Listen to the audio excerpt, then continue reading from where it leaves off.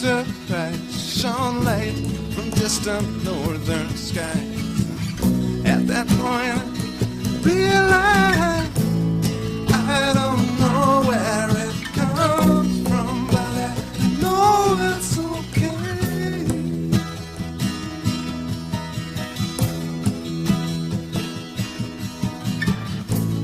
This is all an illusion, and I'm willing to play.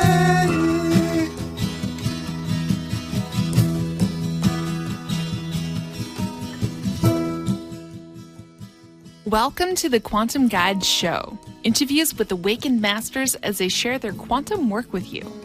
The Quantum Guide Show is produced by Karen Holton, creator of the 9 Steps to Quantum Health Transformation, a free 9-step online course to give you the tips and resources you need to thrive.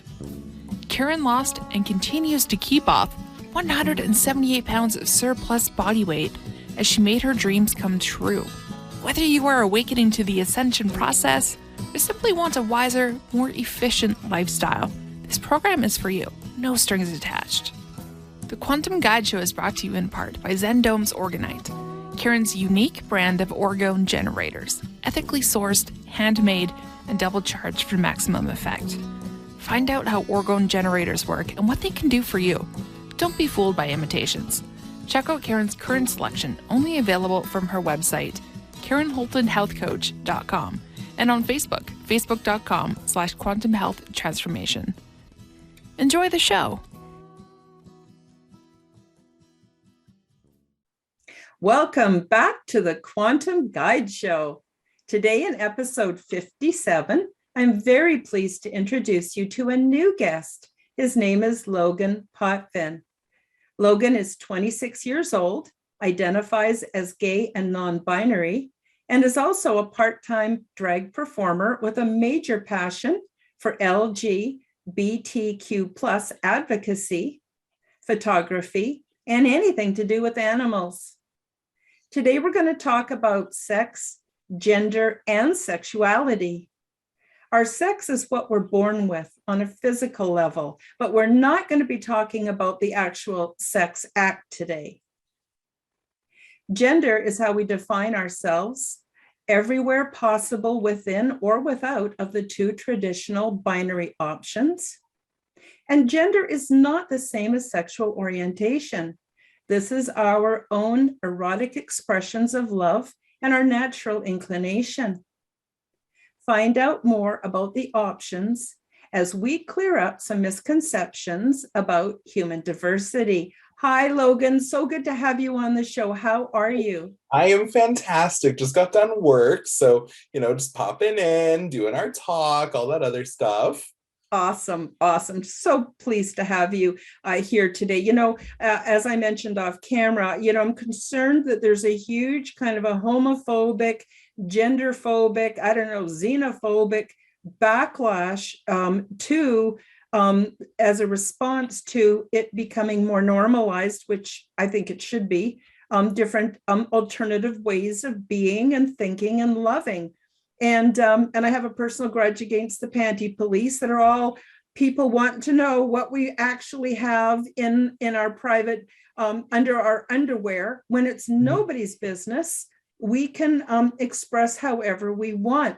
But I want to start off with a little bit more about you. Can you tell folks, how did you get started as an advocate? Where did this all begin for you?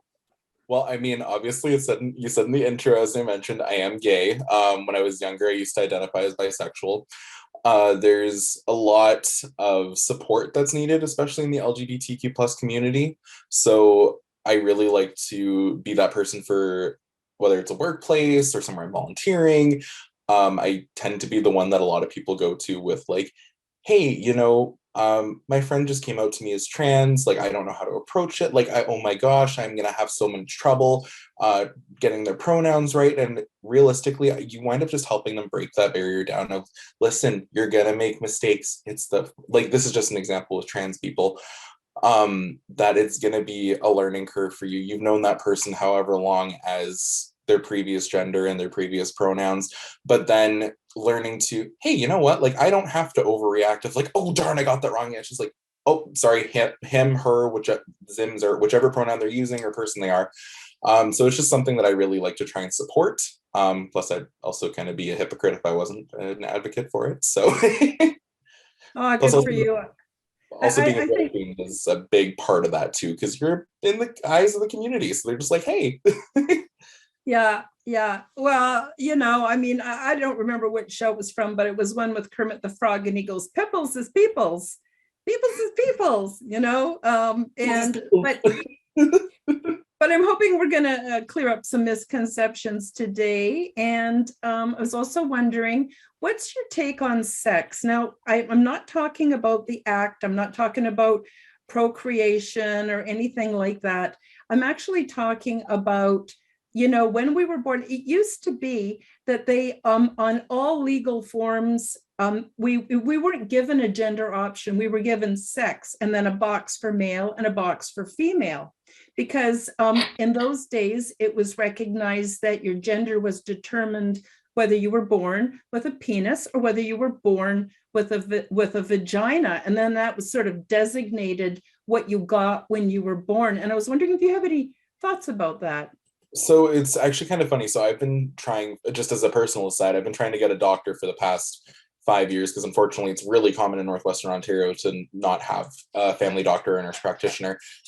And then with that, when I actually went to go do the intake form, they actually had an option for where it was a separate box of basically your sex and then your gender identity as a separate category, which is super important to have, because again, your sex in my eyes is, okay, this is what you were born as, because the thing is there's going to be different diseases, illnesses, etc., that affect males and or biological male and female differently. Or even intersex people compared to the other sex there. However, when it comes to your gender identity, that can be extremely beneficial or detrimental to somebody's health and well-being, whether they're being addressed in the appropriate way. So I think it's honestly one of the most important things to include, whether it be in healthcare, everyday life, or just in general. Yeah, I would agree with you. And another thing too is when I took gender studies, which was called women's studies, now they're kind of calling it gender studies, and I got a full 2-year diploma in that. One of the courses, I was quite surprised that I was taught that the statistics, and I think this is North America, is that 1 in every 200 births result in ambiguous genitalia. And those ones are automatically surgically defaulted to female. And I was really surprised. 1 in 200, that's a lot. And then there are people who are intersex and stay intersex. Maybe their parents don't want their intersex babies turned into females. So then that causes other issues, with gender dysphoria later on, where you kind of know that you're a boy, and then you have to pretend you're a girl and go on hormones and all that. And it kind of goes against maybe what their soul is identifying as. And so that's another thing. But up until fairly recently, we were only allowed to be male or female. And I myself find that as being very inadequate for a number of reasons. For one thing is it fits us into an old paradigm that is bullshit. It's basically all about control and assigning us these roles that we're supposed to fit into. And it's all a bunch of bullshit. And so what happens is when we look through, I'm sorry, I'm rambling, but when we look through history, some of the most amazing human beings that gifted so much to humanity were people that were outside of the binary.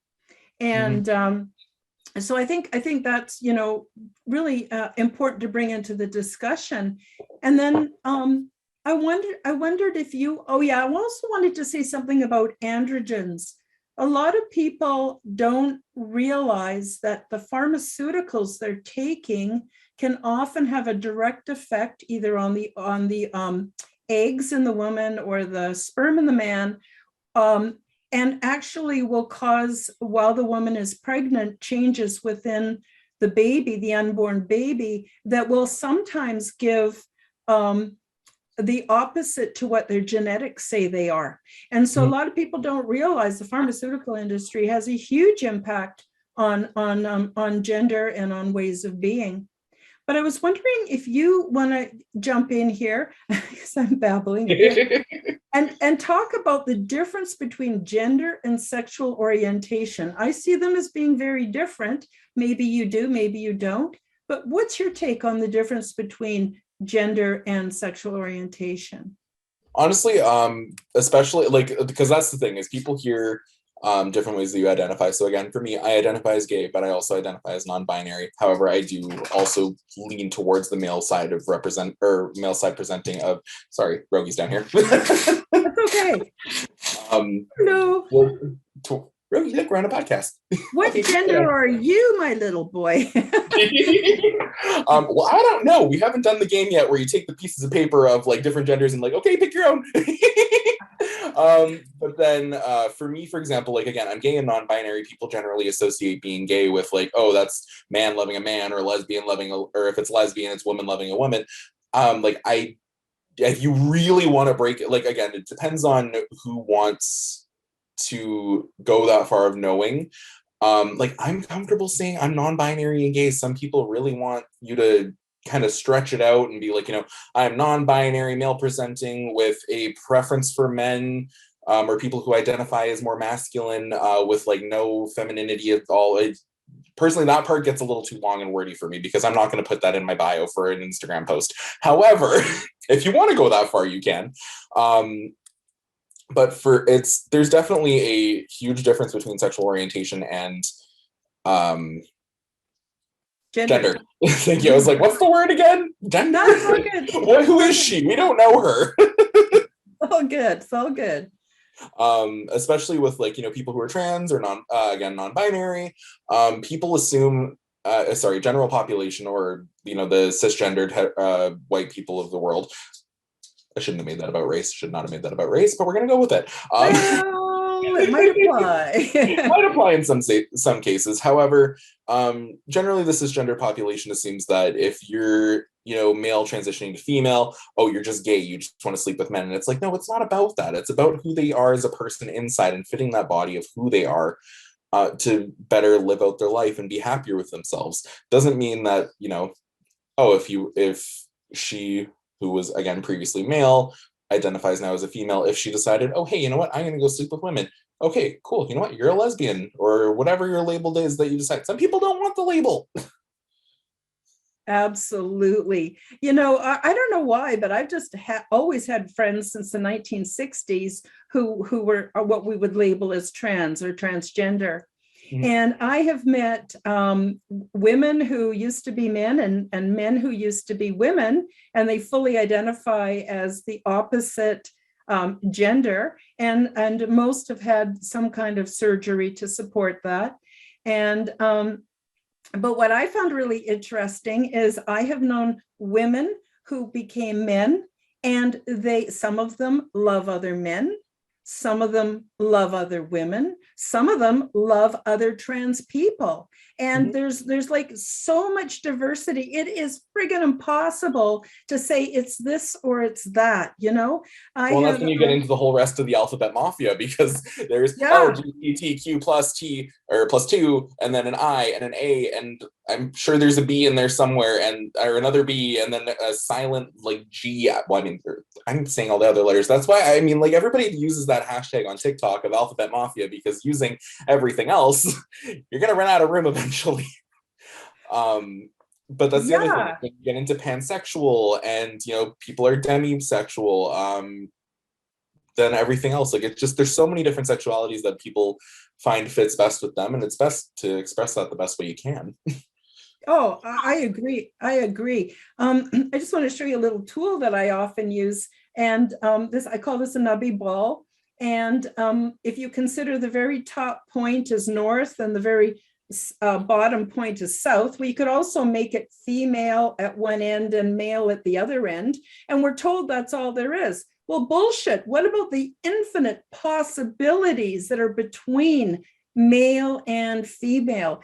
And quite honestly, I told you this before, I get ticked off at the panty police that are so obsessed over what's in someone's pants. Well, it's nobody's damn business what's in our pants. It's nobody's damn business. And we don't have to answer to anybody who we are or how we want to present.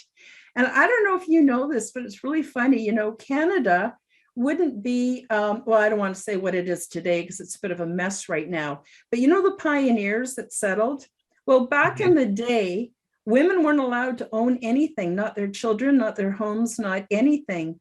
And so often, you know, women would die in childbirth and stuff, and two guys who had lost their wives would come together. And in order for them to raise their families, one of them had to take the female role and one of them had to take the male role. So although strictly speaking, I wouldn't consider them to be truly trans, but seriously, the settling or colonialism, depending on how you want to look at it, of Canada depended very much on same-sex relationships cooperating with each other. And a lot of people, they don't know about that. I just thought that was kind of interesting. And for me, and please correct me if I'm wrong, because, you know, I'm kind of old and it's been a while since I've been on the scene, but for me, sexual orientation is what is our erotic, our heartfelt erotic desire. Yeah, it's what you're attracted to, what you're drawn to romantically, emotionally, sexually. And then, you know, gender identity is what you're, like, who you are. It's not about who you're attracted to, it's who you are as a person. Like, are you male, female, non-binary, genderqueer, trans, something? Something in the long lines of things. And on this, you're in the spectrum of gender somewhere, but that's your gender orientation. It's like a nubby ball. There's infinite options. And you know what? None of that has anything to do with whether you're a good person, you know, whether you're good and kind to animals, like all those kind of things that, you know, they're not even being considered. People are, I find, especially with the recent backlash, people are being judged very harshly, and it's not even taking into consideration the contribution they're making to humankind and to the planet. And it seems to me that a little bit like being straight, there's nothing wrong with that. And if that's your heartfelt thing, go for it. Or if you identify as strictly male or strictly female, great. But it's kind of like being inside of the box, and everybody else is outside of the box. And so I don't know, sometimes I think, you know, maybe we should have straight and other, but even that is othering people. It's about bringing people together in love and solidarity, and you know, making this world a better place based on not what's in our underwear, not on our favorite things to wear. You know, there's so much of gender that has nothing to do with sexuality. Like, for instance, I have known men who like to dress in women's clothes because it brings them a sense of comfort. They don't consider themselves gay. They don't consider themselves trans. And there are other people. So this is what I want to ask you. Where does drag king and drag queen, which is performance, how does that sort of fit into this big puzzle? Oh my Lantis, that's a fun job that I don't know if this will take the rest of the time or not, but we're going to go for it. Go for it. The thing is especially with drag, the thing is nobody knows where the term actually came from. There's a lot of speculation that it came from a bunch of different things, like dressed as a girl or dressed as a guy. However, like Shakespeare. Or Shakespeare. Shakespeare is the main one where, you know, women weren't allowed to perform in theater. And then so you had younger men who were dressing as women to play the female parts. And it would be their long dresses dragging along the stage. So with that, being a drag performer or a performer of some form of gender expression is basically you're just taking whatever gender you feel comfortable performing as and just saying, fuck it, here's the box, I'm breaking that box and pushing out of it. So, and some people, for them, like for me personally, like I'm comfortable with my gender identity and my sexual orientation. Like I know it deep down, like I'm not trans. I know that I'm non-binary and represent more as a man. However, there are some performers, especially some of my friends, who have actually come to realize through drag that, you know, they're not quite who they think they were or what they were beforehand. Like there's been at least 2 or 3 of my friends in the past 3-4 years that I've been doing drag who have realized, hey, you know what? I'm not a guy. I'm not just non-binary. I'm actually a woman, or vice versa. Another friend of mine actually just came out the other day, and I was just like, oh my gosh, hey, like, congrats, so happy for you. Do you need help finding a doctor or like help getting hormones or anything? And they were really appreciative of that. And it's a really good experience for those, like, you have to be comfortable with yourself, but at the same time, if you're not uncomfortable, at least a little bit, just a little bit, like, hey, I'm shy to do this, and you're like, yeah, I'm good, I'm confident, I'm ready to do this. No, you need to feel a little uncomfortable to push the box out so you can figure out who you are. And like, I strongly suggest for most people, hey, do drag at least once. You don't have to get out on stage and do a performance or walk out on the street in full drag. Just even do it at home. Try out different looks, try out how you feel. And for all you know, you could, like, granted that could cause a little bit of gender dysphoria, but a little bit's okay. A little bit's okay. Just to get you there, just so you can figure out the steps that you need to go to. Like, because for all you know, you could find out, hey, you know what? I feel good as a guy. I feel good as a girl. I feel good as not identifying as anything, and I'm just non-binary. It all depends. And which leads me to my next question, that is, if somebody doesn't just, I'm gonna say, how there's hermit crabs and they grow and then their shells are too tight and they have to find a new home, basically. I had 7 of those, by the way, as a random side fact, and they all changed shells. Okay. Sorry, well, random. When you grow up in a society, maybe a religion or maybe just a cultural situation, and if people are starting to feel uncomfortable, like their assigned role of male or female is just not comfortable, in fact, it's kind of naggingly that you just know something's wrong. What do you recommend for folks who want to explore gender diversity? How can they do this, and how can they do this safely? Because regardless of how out and about everybody is, I'm going to tell you, there's lots of situations where it's not safe to be out and about. Even in this year 2022, it's not safe to be out and about. How can people start to explore some gender flair? I know you mentioned just try it at home. You don't have to be on the stage, but what sort of steps would you recommend, Logan? Yeah, so going further from that, definitely the main thing is one thing you need is a support system. Like, even if it's just one person, that's still a support system.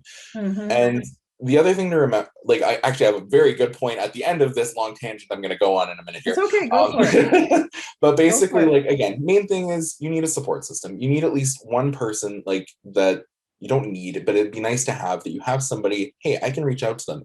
The other thing is, going to forums, that can be a beneficial thing, but you have to be careful at the same time. You don't know, especially, we don't know who's going to be watching this. Granted, we hope that it's people who are mature enough. However, if it's somebody who, isn't of age that is watching this and needs to hear this, be careful. The thing is be careful.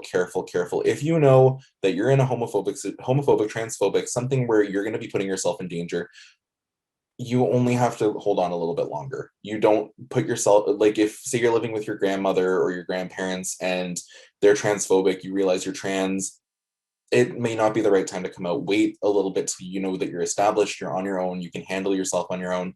And then if they decide that, hey, you know what, they're like, nope, we're done, then it's like, hey, I can handle myself, I can take care of myself, that's what matters. The other thing is me, even in the healthcare field, it's extremely difficult trying to find doctors who are supportive, even though I'm pretty sure that's part of the oath thing. They're supposed to, protect and serve and make sure that, the thing. Hi, yes, I know you're begging. But then talking to a doctor about it is another way to going about it. And even then, getting a referral. If a doctor says, well, I'm not going to prescribe you that or give you a referral, you have every right to say, then I would like that noted on my file that you absolutely refused me any assistance with this. Because if something ever happened to you, or something were to ever happen that, due to the fact of their negligence, that falls on them. That doesn't fall on you. That falls on them for not being a support for you. Another thing, looking out for groups, like, not like going out on the street and being like, ooh, they look gay, or ooh, they look trans. You don't do that. Look for, like, resources in your community. Like, for example, there may be some in Thunder Bay, I'll use as an example, we have Gender Journeys, again, with COVID and everything, that's kind of screwed everything up a little bit right now. However, Gender Journeys was a very good resource for a friend of mine back in 2019 when she was discovering who she was as a person. Or there was another group in town, I don't even know if they're still up and running, called the Other 10%. I was one of the first people who was in that group. Anyways, and it was a really good resource for just young people anywhere from the ages of 12 to 25 to get together and learn about like resources and help people understand what it's like to be LGBTQ plus in the community here in Thunder Bay. If there's a Pride event, again, if you don't feel comfortable going and being or and like finding out, like your family finds out that you're going and you're just like, oh my gosh, they're gonna find out that it's like, no, just you can lie. You can easily just white lie and say, no, I'm just going to support a friend, or like, hey, I'm just going because it sounds like fun and a couple other friends are going, we're just going. And like that's the thing, you just need to, how do I word this, you just need to be able to, I don't want to say, I can't even think of how I want to word this. Sorry, maybe connect on your own terms and in a safe environment, Exactly. That's even better. Yeah, finding a way to connect with people is the most important part of this. And then for all y'all others out there listening to this, be the person that you needed when you were younger. That's everybody looks at that. You think, hey, you look on these kids who are anywhere from whatever age, but 14 to 18 is like the hardest years, especially when you're LGBTQ plus. And they need role models. They need people to be happy, like help them. They need people to like guide them in a way to go. If somebody comes asking you for help or like saying like, hey, like, do you know where I can go for this? Be the person you needed when you were younger, because honestly, that's something I've been trying to do for the past little while. That like, hey, if I was at an event and a younger kid came up to me and said like, hey, you know what, like I need help with this, it's like, okay, here's how I can help you or help you find the help that you need. And like that's the biggest takeaway I can get from this is, if you're older and you got a younger LGBTQ plus person coming to you with something, be the person that you needed when you were younger. I gotta say, that's another thing that really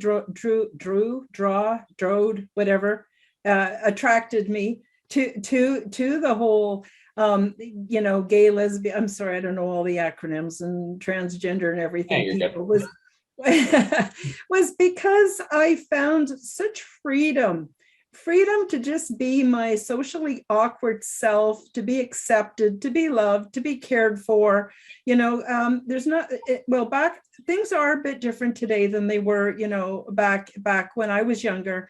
But back when I was younger, it was great to have your male gay friends to go out and party with, because they were really safe and they were perfect gentlemen and they really took care of us. I won't lie. And I don't know if it's different today, but it was really fantastic, absolutely fantastic. And but the more the world matures, the more I can see, and I'm not saying that people should or shouldn't do this, but I'm saying us moving more into a pan situation. Like, for instance, there are people who are pansexual, which means they have the capacity to fall in love with another human being. They don't go out and say, well, it has to be this or it has to be that. They don't even know. And then there are also pan gender folks where they go, well, wait a minute, I'm not on either end of the spectrum. And I know for quite a while in BC, when I was more involved with the transgender community through my friends, there was a real push that they had to choose. You have to be male or female. And if you're born with a penis and you want to be female, you have to go on the hormones, you have to re-socialize, you have to dress and pass for 2 years. Like, there's all this criteria. Oh my gosh, right? And then you have to have surgery. And that always pissed me off, because I myself, personally, I don't feel like I'm on either end of the spectrum. I know when I want to feel mighty, I might wear some men's clothes because it really feels grounding to me. Put on a pair of army boots. You feel so grounded, And then there are other times where I want to feel fluffy and be more feminine. I don't want to be told, oh, you have to dress like this and you have to do that. To me, that's bullshit. And besides, it's not much fun to be stuck in any. So yeah, please speak to that. It is total bullshit. Like, especially with the way that trans people especially have to go through, like, they have to jump through all of these hoops. Like, I understand that there's a degree, like there should be a degree of like understanding, okay, are you sure this is what you want to do? Like, let's talk about it. Let's do a little bit of evaluation. But then it gets into the part of people feeling invalidated because, okay, I've had 3 therapy sessions or 3 counseling sessions to verify that I am who I'm saying that I am. But then you get into the idea of people, I guess the idea is that they don't want to have people try to detransition, which I mean is common, but that's the whole thing. You if you decide at some point, okay, yes, you got the surgeries, okay, cool, you know what, if say somebody who is now identifies as a woman decides, you know what, I'm not really feeling it anymore, I think I'd rather go back to identifying as a man. Okay, you know what, hey, you got breast implants, let's take them out. It's as simple as that. It's Yeah. The other thing is that there's the counseling sessions, and you have to go on hormones, and then people assume that everybody's going to get the surgeries. You don't need surgeries. Okay, again, just to clarify, I'm saying you don't need surgeries to be trans. You don't need them to identify as trans or non-binary. People who do choose to get them, I'm not shaming you at all. That's totally valid. You're allowed to feel that way or get those surgeries if it makes you feel right. Like another friend of mine just got their top surgery so that they felt more gender neutral because they had double D boobs, and they decided that, and they realized, hey, I identify as non-binary. I'm not a woman. And they're like, I don't need these things anymore. And I was like, okay, well, good for you. Do you have aftercare for surgery? Because that's also another thing. Because if you don't have the support system, you don't have the help, it is very, very, very difficult to live as a person who just got top surgery or a breast reduction or anything to do with, especially up here or down there, by yourself. And also, don't even get me started on phalloplasties. That's another thing, because technology's come a long way for those. But for, again, trans men who are going from having a vagina to a penis, it's a lot of work. There's 3 surgeries that you have to go through. The aftercare is intense, and even then, your penis doesn't really function as a fully functioning penis. It is just like a little lob that's chilling there, and your clitoris turns into the head of the penis, and then it's everything else. And it's just, you don't need them to identify as trans. If you want them, by all means, go out and have them done, get the resources, ask your doctor, ask for referrals, go to an endocrinologist. I don't know if that's the right one, but something to get those, if that's what's going to make you feel happier with yourself. But you don't need them to feel or be trans. Yeah, everything has been taken over and medicalized, like giving birth, which is the most natural thing in the world. Our species would have died out a long time ago if giving birth was as dangerous as they like to make us think it is.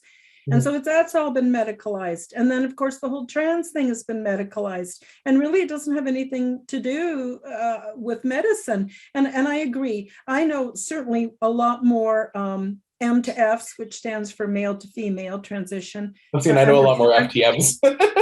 yeah. And I'm just saying that for the viewers, not for you, Logan, just so that they know what I'm talking about. But and I know very few F to M's, that have gone all the way with the surgery. And really, it isn't even the surgery that makes you a man or a woman. It's how you feel and what's in your soul.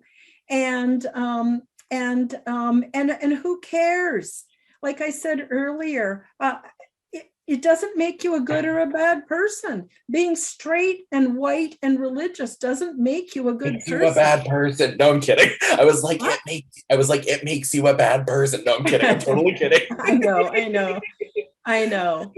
So I thought, just for the viewers who maybe don't have trans friends yet, is always hopeful they will, because it's I don't know. I mean, I just think it's so boring if everybody's the same, doing the same thing, wearing the same styles, the same, thinking the same politics. Is like ridiculous. Right? I get bored wearing the same wig for drag. That's why I have 11. Don't tell my mom about too more. Yeah, I totally get it. But I was wondering, why don't you and I just do some brainstorming on what different sort of not classifications, but how you can mix it up. For instance, I know that you can be an XY chromosome and still be born with a vagina. I know that we can be born XX and be born with a penis. That has happened because of androgens and toxins and different things that kind of dysregulate that while they're in utero. But even after that, there are women and men who are celibate, and they choose not to be sexual for whatever reason. Could be from trauma, could be for some other reason. There are, I remember the first a trans man I ever dated. I didn't know he was a trans man. And in those days, we didn't always have sex on the first date. In fact, we got to know each other a little bit more first, right? So I was dating him. His name was Jay, and he was awfully sweet. I was going to say, wow, I'm just a whore then, right? And one day he brought out his wallet and flip all these pictures of this nurse and all these children, and he says, yeah, this used to be me when I was a nurse, when I was a woman. These are all my kids.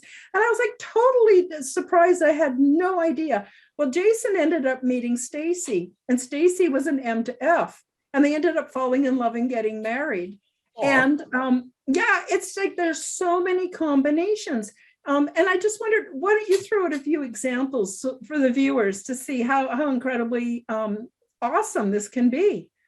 Well, it's like, for example, like I can't say certain names just for their own privacy sake. However, a friend of mine, she is male to female transgender, and she is actually dating another male to female transgender. Very happily together, been together for almost like 2.5 years.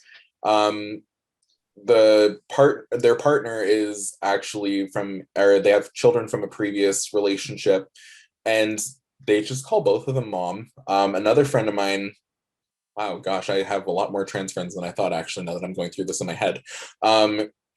His girlfriend, or partner, I should say, her ex is actually male to female transgender, and they have 2 children.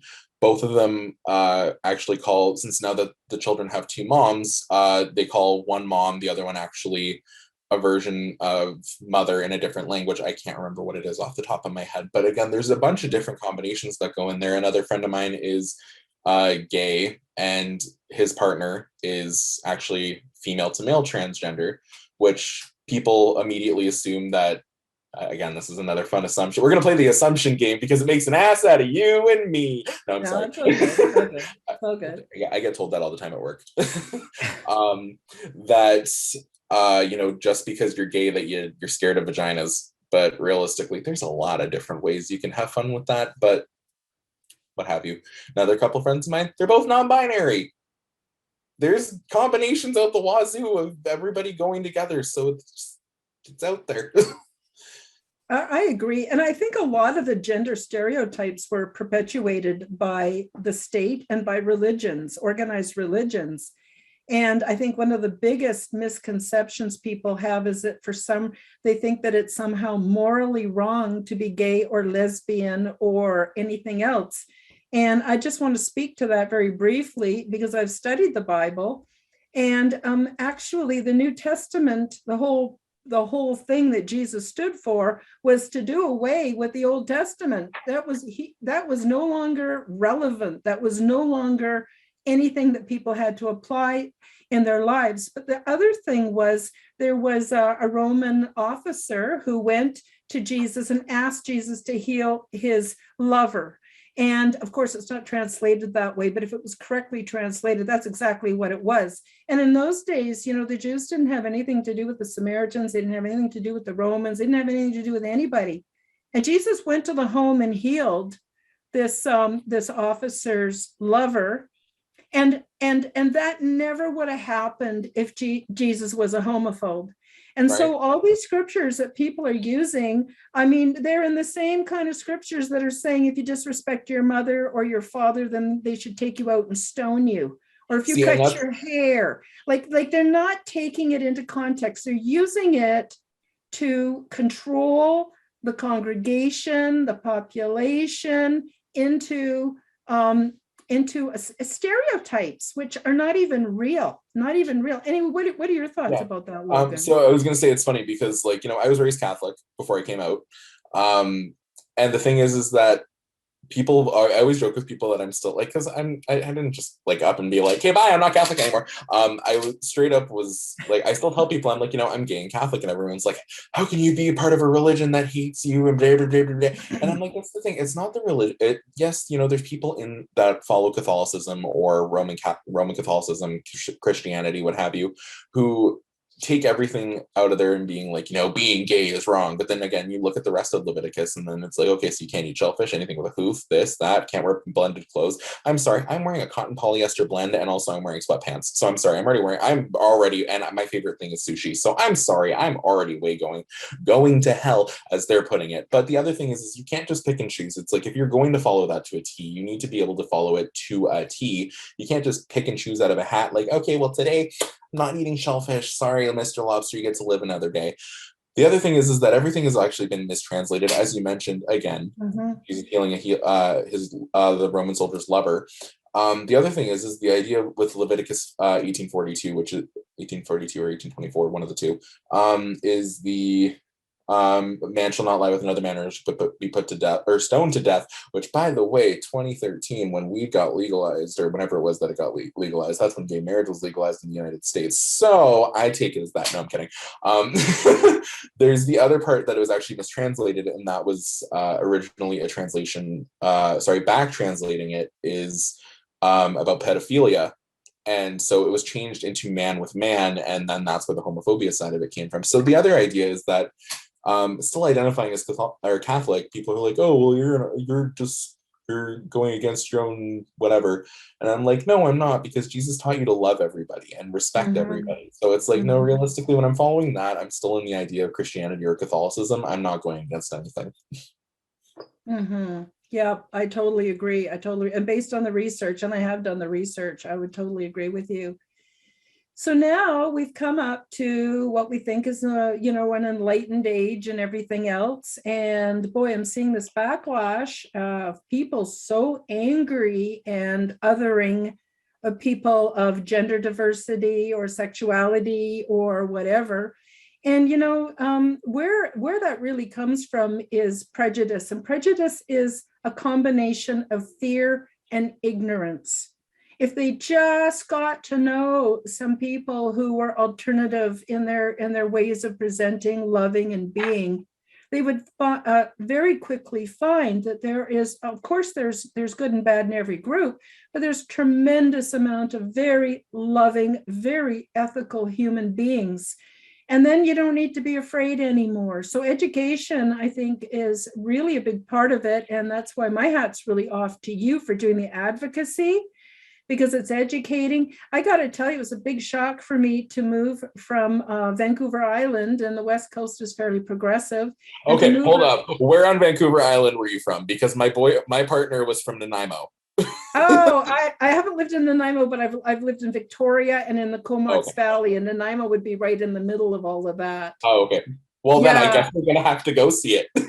And and then I moved to Red Deer, Alberta, and I found out they do have a bit of a gay pride celebration, but they have no parade. And it's really like going back 100 years, like people. Well, they certainly don't know what spirulina or chlorella is either, but they're just not. I don't, and I'm not saying there's anything wrong with them. I mean, there isn't. What we have in Red Deer more than anything else is churches and liquor stores, and now pot stores. But that's another story. That's an understatement. When I went to, because I was in Black Falls visiting my best friend, coincidentally, who's also my other roommate on that side of the wall. Yeah. We went to Red Deer. Trust me, there was like nothing gay there except for me when I was visiting. But there was nothing gay there unless it was just me walking around. Yeah, and it's kind of like just being in another dimensional reality. And I'm not putting the people down, but their people are controlled. They do what the government, a lot, not so much anymore. Things are changing quickly, but people tend to do what the government tells them they need to do, what the churches, and it's so bizarre. Every church or every religion says they're the only one. And you go across the street and they preach something a little different. And they say, oh, no, they're the only one. And they're all going, oh, we're the only one. And it's like so bizarre. It's so bizarre. But I don't know. I know for myself, you know, I don't like putting labels on myself. You know, if people ask me, you know, what am I can't give you a religious orientation. I can't give you a sexual orientation. Of course, now I'm old, so it doesn't, you know, it's not not much activity there anymore. But you know, I don't want to be confined to dressing a certain way. And oh my God, you know, it's almost like the genders are being even more polarized. You know, you watch the news, not that I watch the news, and all the women are wearing these tight shifts with no sleeves, short, high heels. It's all about the legs and everything else. And the men, they're all covered up. They don't have to do any of that. And yep. And so I don't know. I don't want to. I can't really claim any labels for myself because I don't want to play those games anymore. I just want to be me, be real with other human beings, see what we can do to make this world a better place. And all the panty police can fuck off.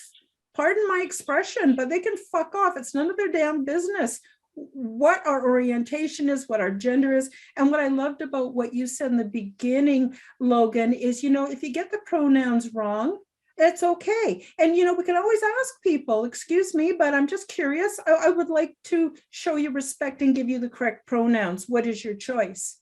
And yeah, then a lot of people, I've asked people when I've been at work before, like not in my current profession, just in case one of them sees this, haven't had to go that far, but like, and that's the thing, it should be normalized because, you know, everybody's different. Like, again, for all you know, I mean, granted, my pronouns are he, they, and I even have a button to prove it. But like, I'm not saying make everybody wear a button because that's a whole other fiasco that we're going back for. Anyways, but like the idea is like, you know, hey, my name is Logan, my pronouns are he, they, or it's like if somebody's comfortable with that, or even saying you're going into an appointment, you're not sure. Granted, you don't want to make them feel outwardly awkward, but even my doctor, who I wound up getting accepted for, she asked me, hey, you know, what are your pronouns? I just want to make sure that I'm getting them right. Mm-hmm. And I said, oh my God, you are the first healthcare professional ever who's ever asked me that, which, by the way, amazing doctor. Just off of that, I'm like, you know what? I'm sticking with you for life. We're good. Good. Yeah. Oh, yeah. You know, and I think sound more Canadian. Oh, yeah.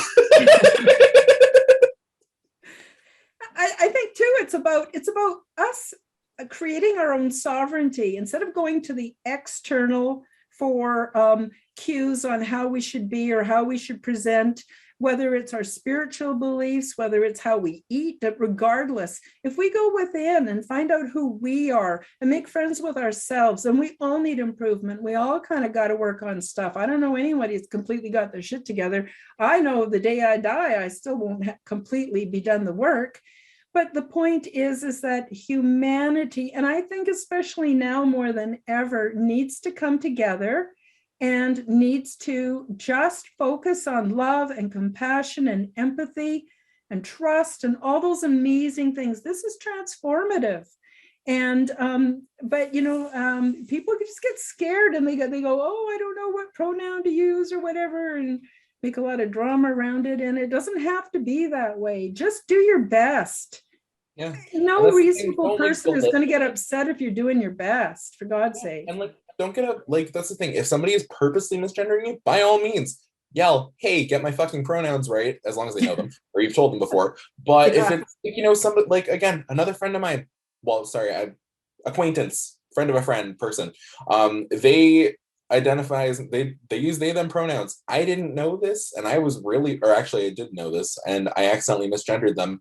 And just in the middle of conversation, they dropped they, because I identified them as she, and they just said she, or sorry, other way around. She said they, and I was like, sorry, they. Anyways, as they were saying, and it's just that quick, you know, you can say, oh, I'm so sorry, and then jump back to it. Okay, they said this. Yep, absolutely. And, you know, believe it or not, Logan, we're quickly running out of time. I know, I'm sad. It goes so fast. Maybe you'd like to come back another time, or if there's anything burning issues you want to bring up, you know, and share with the public, please do feel free to reach out to me. But I want to get funny, we didn't get to Two-Spirit. That's the one thing we didn't get to, unfortunately. Okay, well, you can do that now, because what I wanted to do is give you the floor to, you know, any observations, anything we didn't talk about that you'd like to talk about. And just go for it. I was going to say, I mean, so really quickly, I mean, granted, I'm not Indigenous. I don't have any descent or heritage in it. However, it is really important to talk about, especially being in Canada. We are represented, and we were all unfortunately pillaging people, ancestors who came over and took the land. That's a whole other issue for another time. But regardless, the Indigenous people and the Two-Spirit people are very important parts of Canadian culture and yes, communities. So especially with Two-Spirited people, which is used by a lot of Indigenous North Americans, it usually describes, again, I could totally be getting this wrong, so I'm so sorry to anybody I offend with this. Please message me privately or message Karen and she can tell me.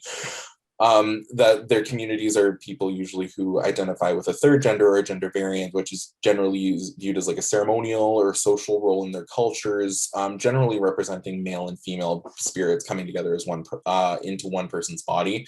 Some people use that to identify as their sexual orientation, their gender orientation, or their spiritual orientation as well. It's not intended to be interchangeable with like LGBTQ Native Americans or I can't believe I'm saying this word. Please, I'm not trying to be offensive, or a gay Indian, as some people might say. Rather, it's more like created in English, translated from like Ojibwe, kind of more like a unifier, trying to be, instead of like the traditional terms in like Indigenous languages, which are usually diverse and like culturally specific. So it's just kind of a way to be more expressive and inclusive. But yeah, again, basically the only thing I really want people to take away from this is if you need help, reach out, find a friend, find a teacher, friend, coworker. If you can get a referral from a doctor to somebody who may be good for an LGBTQ plus therapist. Unfortunately, our main LGBTQ plus health center here in Thunder Bay unfortunately just closed due to the unfortunate passing of the main doctor who ran the clinic. But there is a lot of resources. Usually there's at least some kind of Pride Central or LGBTQ plus or GSA in your area, maybe even in your high school, in your college, in something. Just trying to find that first step of support is the most important thing you can do. And also if and when you get to that point, make sure that if somebody's coming to you for help, making sure that, again, you're being the person you needed when you were younger. Oh yeah, that's wonderful, wonderful, wonderful advice. Some of the, I took history of Canada from the alternative perspective, pre-contact to present was one of the courses I took. And I thought it was really cool back especially in Eastern Canada with the First Nations people. They didn't really assign gender roles the way the colonial people did. And so what happened was you had communities that lived together and they all had jobs to do. So if you were a woman and you didn't want to hang out with the women and cook and do and hides and all that jazz, you could go hunting with the men as long as you took an active role within your community. And the same as if there was a man that didn't want to go hunting and he wanted to stay home and help with childcare and all of that, he did, as long as everyone contributed to the community. And I think that we could take a lesson from that today. And, how are we contributing to our community? That is really important. How are we taking care of ourselves? And then, of course, I'm of the opinion, and it's actually backed by science, that one half of us runs on female energy and the other on male energy. And that's also part of many spiritual traditions that are thousands of years old. And we have right side of our brain and our left side of the brain. They work very differently. And so I think that by overcoming the fear and then overcoming the ignorance, I guess that has to come first, overcoming the ignorance. And then people can step out of fear and see that we're part of a human family. And we have no need to point fingers at each other. And I'm just wondering, I know you do advocacy work. Are you available? Do you have a Facebook page, or how would people get a hold of you, Logan, if they want to reach out to you and ask you for suggestions, or are you not doing that? I don't know. I don't have an official like, hey, I'm an advocate out on my pages or anything. I just like to say that I'm one of those people that anybody can come to with any questions. But for me, like, you can reach out to me on my Instagram, which is just Shayla V, or on Instagram, or you can reach out to me through my Shayla V page, which is my drag page, which again, I use that mostly for drag, but you can totally reach out to me on there, totally fine. But yeah, for anybody who has any questions, concerns, wanting help trying to find help, by all means, reach out to me. I have no issues with that. Just if you start getting creepy, I will 100% block you. Oh, absolutely. I hope you would. Now, I'm just wondering too, Logan, if you could just shoot me a quick email with the links so that I can add them to the description. But I want to thank you so much for coming on the show and being so open and honest about, these topics, because I think they need to be talked about. I personally don't think anything should be taboo. I think we should be able to talk about everything. I don't have a problem with that at all, but I'm really appreciate you coming on and being open and honest. It's funny looking at you. You'd never guess what a beautiful, beautiful drag queen you can be when you want to be. Oh my God. I've seen pictures. You're gorgeous. I show people at work when I tell them that I do drag, and they're like, "There's no way." And then I show them. No way, yeah. They're like, "That's not you." And I either have to go like match this tattoo or this tattoo. One of those two you can match it, and they'll be like, "Oh my God."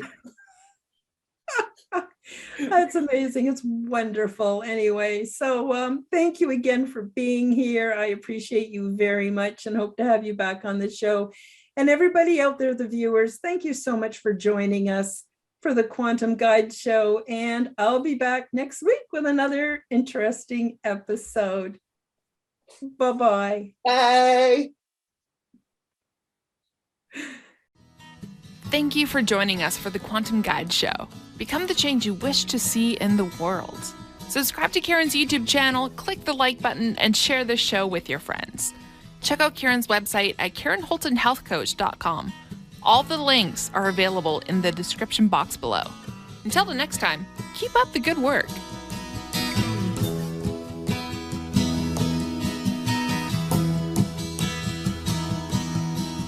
Surrendering to endlessness puts all my inner strife to rest. For time gives birth to hurriedness. It all makes sense, well, more or less. And the sages put me to their test. With heart and soul to do my best to find the answers to my quest. I wonder and I must confess, I don't know where it comes from, but I know it's okay.